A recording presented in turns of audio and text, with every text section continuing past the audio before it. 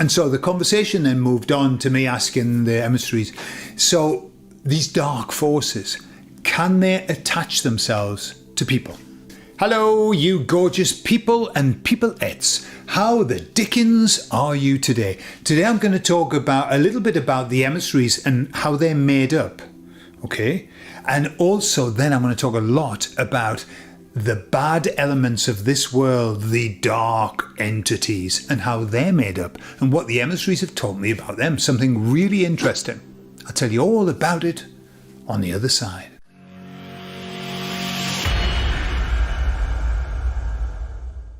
So I want to share with you the first conversation I had with the emissaries. I was just asking them how they were going, how everything's going, and they said, we're loving it. It sounds like an advert, doesn't it? You're loving it. We're loving it, they said. We are having the opportunity of fulfilling our purpose right now. And I asked them, when you talk about we, do you consider yourself one or many? And they said, yes, both. And I had a little laugh. Yes, we're both. We are one and we are many.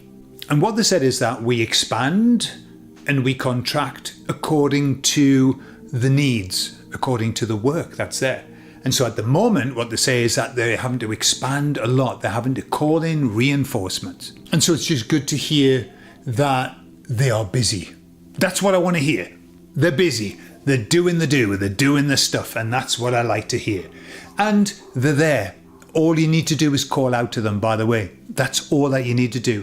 Call out to them, ask for the help, and they will come in the way that's right for you. It isn't necessarily that everybody's going to be channeling them or whatever, but they have the go-ahead when you call out to them to help you. So do it. And then I had another conversation, and I asked them how they were, and they said, we are here fighting the good fight. Okay? And I thought, I'm going to ask him about that. And I said, so what sort of fight is it? And they said, well, it's not so much a fight. It's more like a wrestle.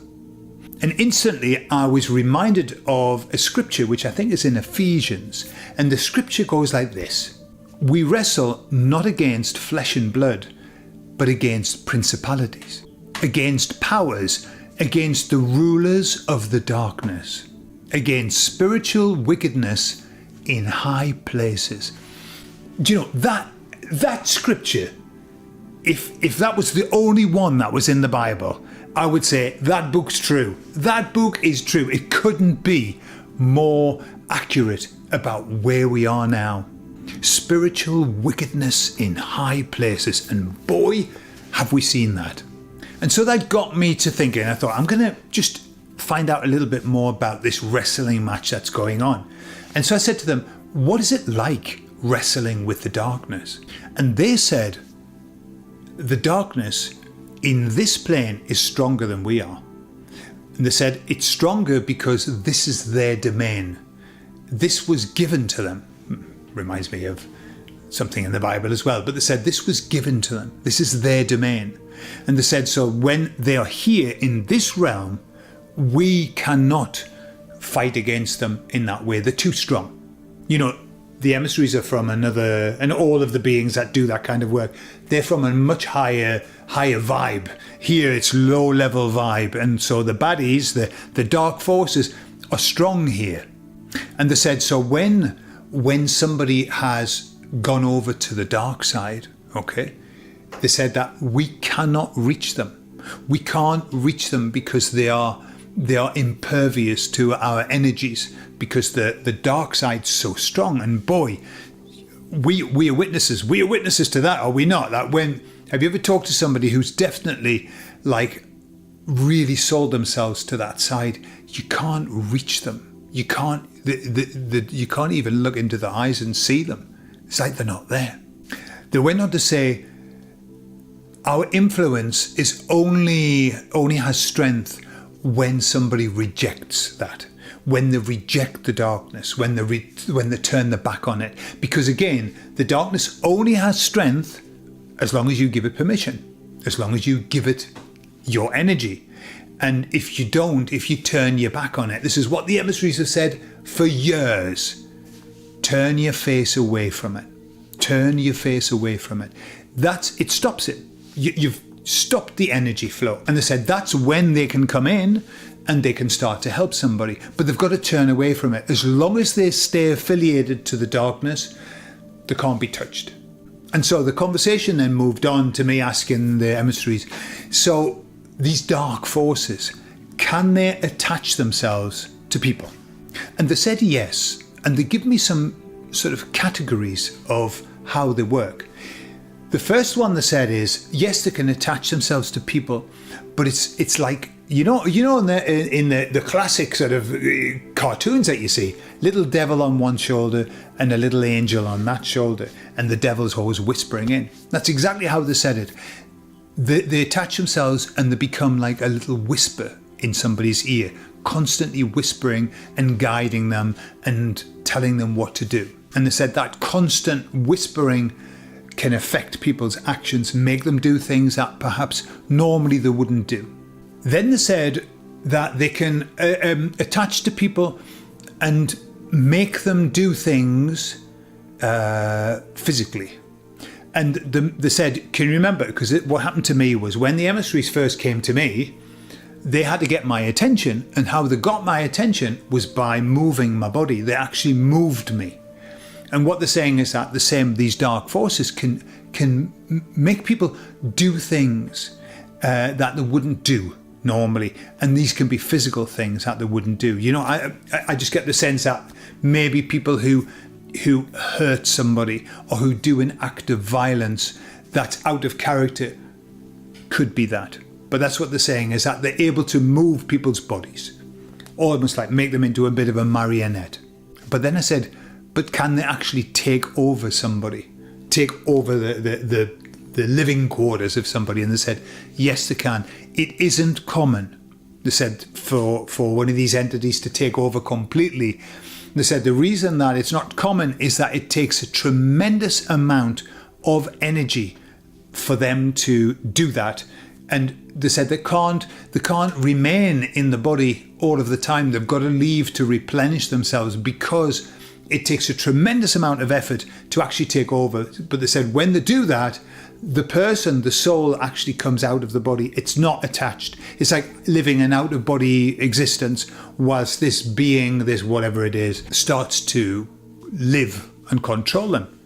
And I was saying, you said beings like, are they all separate, or what is there? Is there one boss or whatever? And they said they are exactly like we are. They can be many and there can be one, depending on the work that they've got to do. So that's the explanation.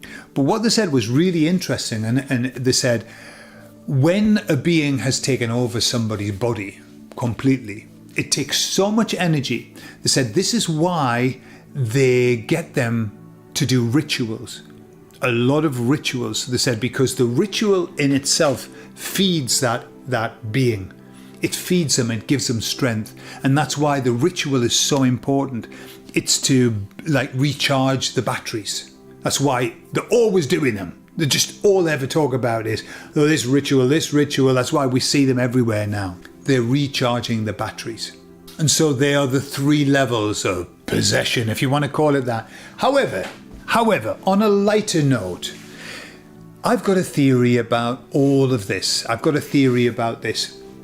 I've worked with people who I perceived to maybe believe that they were possessed, or believe that they had very, very negative entities attached to them. And I've never ever been concerned. I've never worried that they might attach to me. I've never got the sense that they have.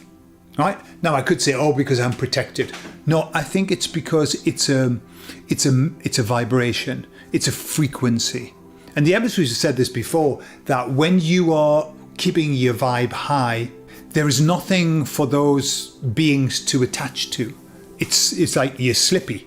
They slip off. They've got no attachment. My guess is that very low negative vibration gives them something to get a hold of.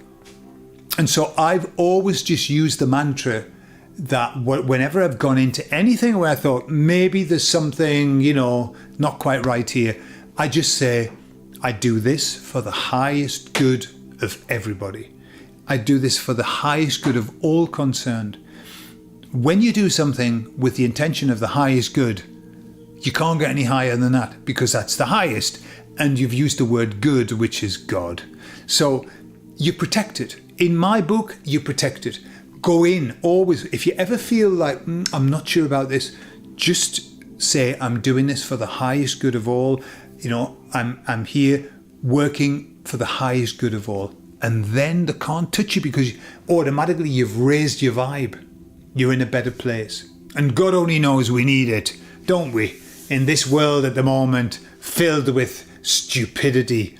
So let's keep on keeping on. By the way, put in the comments if you have any mantras that you use, or any kind of spells of protection, what you use to protect yourself if you ever get the sense that you're in a dodgy place. I'd be really interested to know, and it'd be good for everybody else to see, because sometimes, for example, for me, for the highest good of all resonates so strongly with me, I feel that it protects me. Whereas maybe somebody else might read something like you write and think, wow, I like that, I'm going to use that. Whatever, it's got to resonate with you.